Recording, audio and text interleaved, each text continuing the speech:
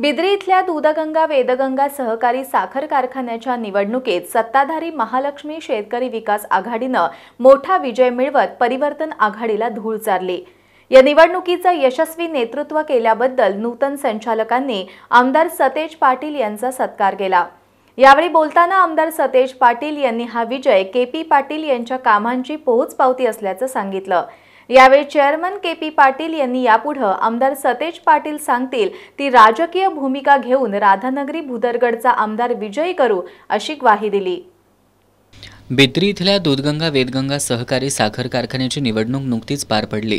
राष्ट्रवादी अजित पवार गटाचे जिल्हाध्यक्ष ए.वाय. पाटील यांनी पालकमंत्री हसन मुश्रीफ आणि चेअरमन केपी पाटील यांची साथ सोडल्यानं सत्ताधाऱ्यांचं काय होणार अशी चर्चा होती।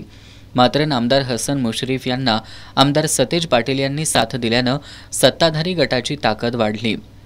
नामदार हसन मुश्रीफ, आमदार सतेज पाटील, चेअरमन केपी पाटील, माजी आमदार संजय बाबा घाटगे, माजी आमदार बजरंग देसाई, गोकुळचे अध्यक्ष अरुणकुमार डोंगळे यांच्या नेतृत्वाखाली सत्ताधारी महालक्ष्मी शेतकरी विकास आघाडी अधिक मजबूत झाली। विरोधात 2 खासदार, 1 मंत्री, आमदार असतानाही सभासदांनी सत्ताधारी आघाडीलाच एकतर्फी पसंती दिली।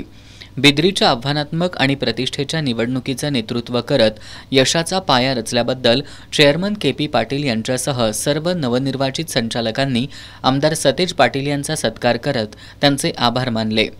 सुरुवातीला गोकुळचे संचालक अंबरीश घाटगे यांनी आमदार सतेज पाटील, पालकमंत्री हसन मुश्रीफ यांनी करण आणि अर्जुन अशी भूमिका पार पाडल्यानं हा विजय मिळाल्याचं सांगितलं। कारखान्याचे चेअरमन केपी पाटील यांनी 2 खासदार, 1 मंत्री आणि 1 आमदार आमच्या विरोधात उतरले होते।